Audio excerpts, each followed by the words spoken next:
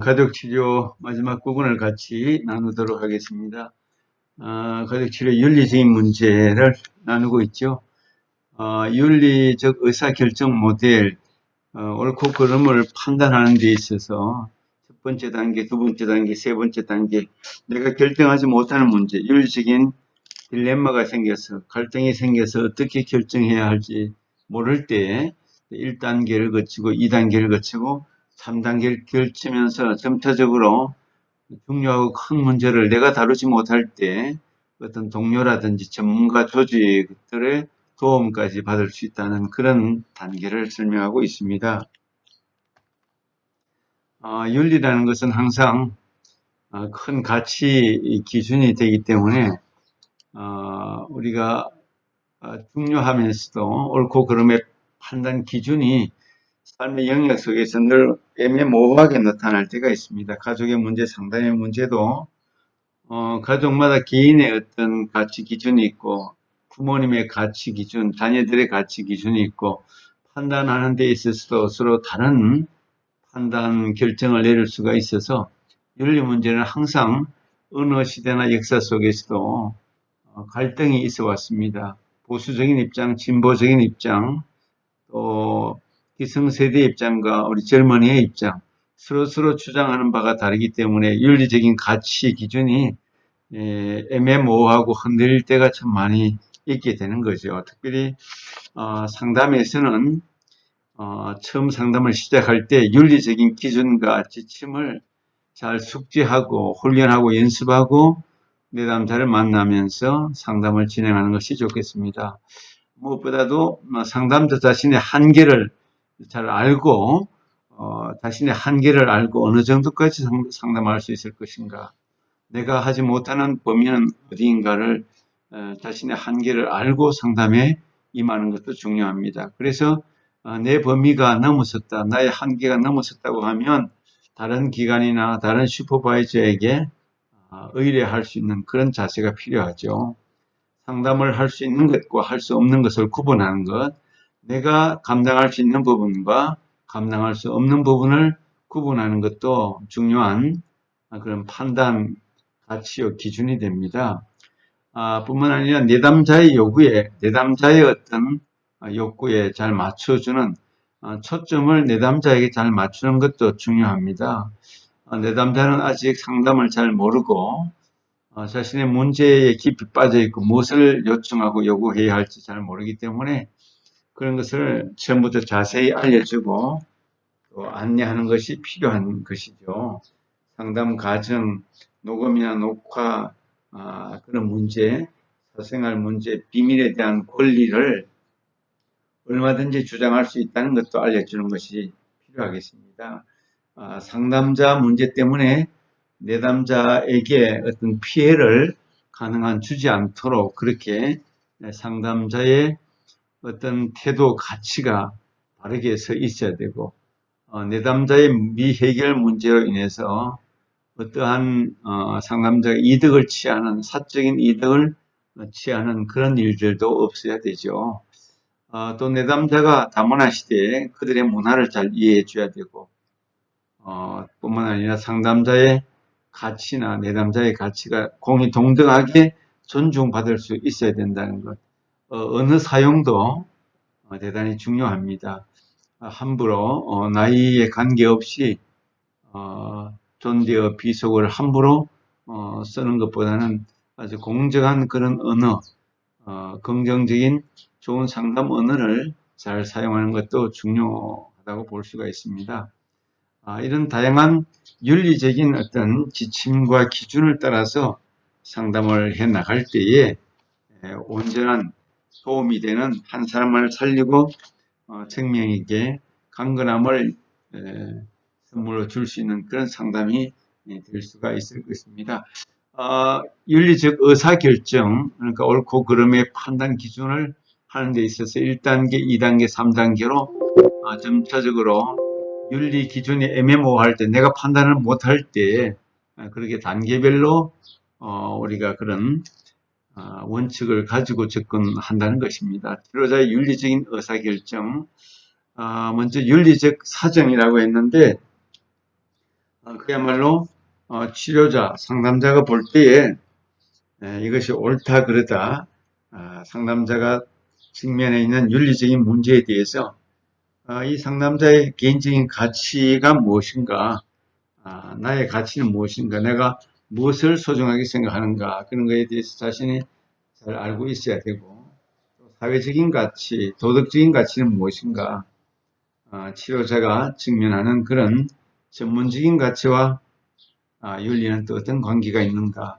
나는 나의 이 전문성을 어떻게 존중을 받아야 할 것인가, 그런 문제도 있겠죠.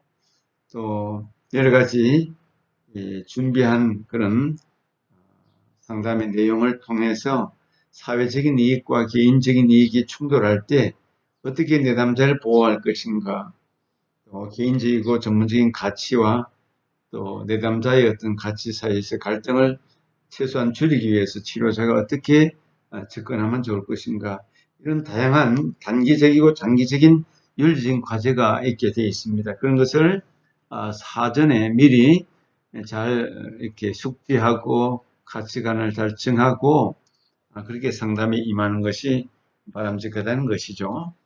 또 윤리 규칙 검토라고 했고 원칙 검토라고 했는데 규칙보다 원칙이라는 것이 오히려 더 포괄적이고 더 원론적인, 더 근본적인 그런 내용일 수 있습니다. 규칙이라고 할 때 상담 과정에 각 어떤 내담자의 문제에 대해서 윤리적인 큰 틀 안에서 규칙을 우리가 정하고 윤리 강령 같은 것을 가지고 접근하는 것이 당연하고 좋은 것입니다. 그래서 치료자 개인적 가치 체계보다도 개인의 어떤 옳다 그르다기보다는 그 가족치료협회라든지 상담자협회 같은 곳에서 만든 윤리적인 그런 보편적인 규칙에 근거해서 모든 판단을 하는 것이 훨씬 합리적이고 도움이 되는 것이라고 볼 수가 있습니다. 그래서 명시적으로 규칙을 1, 2, 3, 4 이렇게 쭉 정해놓아서 무엇이 더 중요하고 또 어떻게 해야 될 것인지 판단 가치와 판단 기준을 분명히 세워놓는 윤리 강령이 필요하고, 또 윤리 원칙이라는 것도 보편적인 윤리 원칙, 인간으로서 가질 수 있는 보편적인 윤리 원칙을 잘 이렇게 세우고 그 원칙 안에서 우리가 서열을 매겨서 무엇이 더 중요하고 무엇이 덜 중요하고 우선순위를 가지고 접근하는 것이 좋다는 거죠. 여기 이제 한 가지에서 7가지까지 윤리 원칙을 서열화 해놨습니다. 첫 번째가 생명 보호의 원칙. 한 생명보다 더 중요한 것은 없다는 것이죠. 내담자의 어떤 가치보다도 또 상담자의 어떤 가치보다도 내담자의 생명을 보호하는데 가장 우선적인 원칙을 가지고 있어야 됩니다.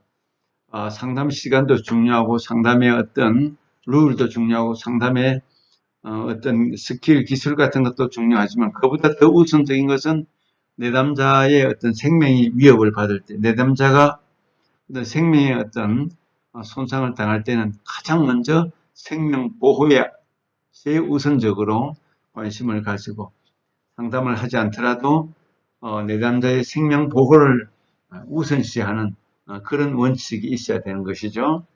그다음에 이제 평등과 불평등의 원칙, 상담자와 내담자 또 내담자 가족 치료 안에서 상호간에 어떤 불평등이 있을 때 뭔가 내담자가 불평등을 당하고 있다고 생각할 때는 그것을 고치고 평등한 관계에서 상담을 하고 내담자 사이에서도 평등한 관계를 추구하는 그런 가치를 가질 수 있도록 하는 것이 참 좋겠다는 것입니다.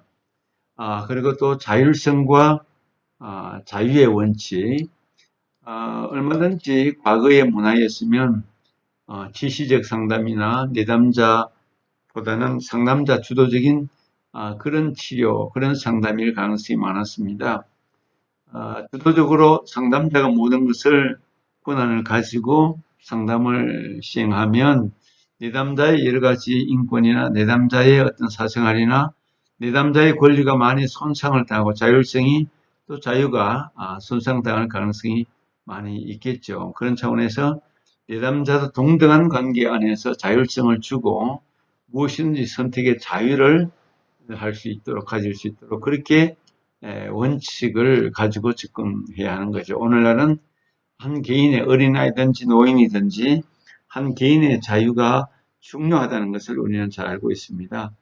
네 번째는 최소한의 손실의 원칙. 가족 치료라는 차원에서 볼 때 가족에게 큰 손해가 될 수도 있고 한 개인에게 손해가 될 수도 있고 내담자 상호 간에 손해가 닿을 수도 있는데 어떤 문제 해결을 통하여 다른 쪽에 어떤 손실이 일어난다면 상담자 입장에서 치료자 입장에서 최소한의 손실을 가져오는 그런 선택을 하는 그런 윤리를 가지고 접근하는 것이 중요하겠다 그런 뜻이겠죠. 또 삶의 질의 원칙 상담을 통해서 문제 해결이 되고 어떤 관계가 회복이 되고 또 여러 가지 가정의 갈등이라든지 문제가 해결되어지는 과정 속에서 삶의 질이 더 나아지고 삶의 질이 향상되는 쪽으로 나가야 되지 삶의 질이 더 나빠졌다. 문제가 해결되는 것 같아 보이지만은 가족 간에 더 심각한 다른 차원의 어려움이 있다라고 생각한다면 이 삶의 질이 무너지고 또 어려움을 가질 수밖에 없습니다. 그 다음에 사생활 보호와 비밀 보장의 원칙. 특별하게 이거는 사생활 보호나 비밀 보장은 윤리에 있어서 가장 기초적이고 기본적인 것이 아닐 수가 없습니다.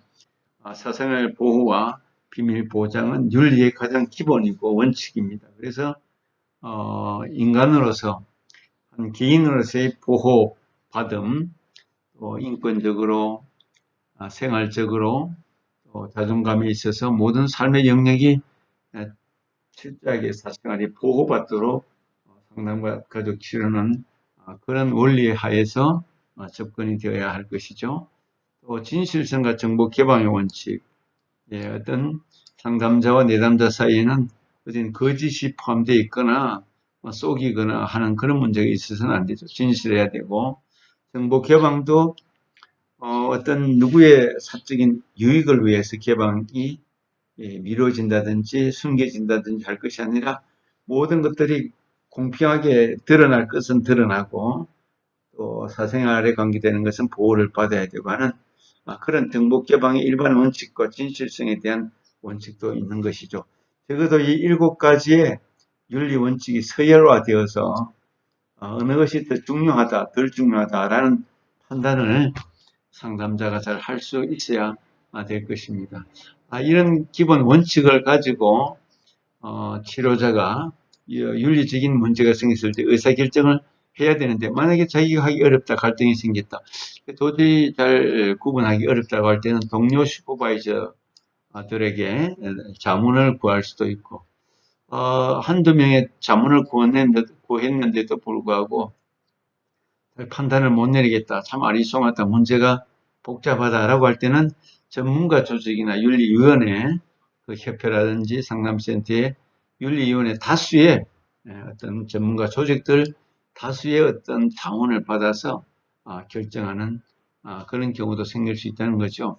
이처럼 우리 인간 사회는 절대적인 진리도 있지만 성경 말씀과 같이 절대적인 진리도 있지만 그렇지 못할 때 인간 사회 속에서는 자기들의 주장이 주관적이고 서로 입장이 다르고 태도가 다르고 관점이 다르고 가치관이 다르기 때문에 자기들이 옳다고 주장하는 것이 선이다 이렇게 생각한다면 뿐만 아니라 상담자도 치료자도 자기가 배워온 학문 이론 관점에 따라서 이것은 옳고 반드시 통과돼야 하는데 또 내담자 입장에서 다른 사람들 입장에서 볼 때는 그런 이론과 관점과 가치와 윤리가 합당하지 않다라고 나왔을 때 그런 갈등이 있을 때 동료라든지 전문가 그룹을 통해서 도움을 받는 것이 필요하겠다 그런 뜻이 되겠습니다.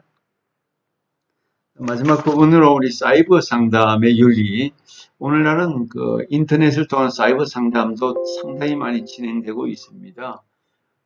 사이버 우리나라 특별히 SNS가 발달되어 있고 IT가 발달되어 있고 오늘날은 각종 미디어를 통한 프로그램을 통해서 상담도 사이버를 통해서 다양하게 이루어질 수 있습니다.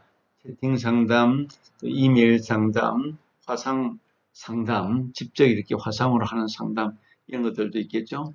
모바일 단문 상담, 모바일 이렇게 주고받으면서 문자를 하는 단문 상담, 채팅, 즉시적으로 하는 채팅 상담, 이메일 상담, 이거는 내용을 많이 담아서 이렇게 보내고 또 시간을 오래 지나서 받고 하는 상담, 데이터베이스 상담, 이거는 컴퓨터 안에 담겨있는 자료들을 가지고 교육적인 상담을 할 수 있겠고, 화상 상담, 직접 얼굴을 보면서 하는 상담도 있을 수 있습니다.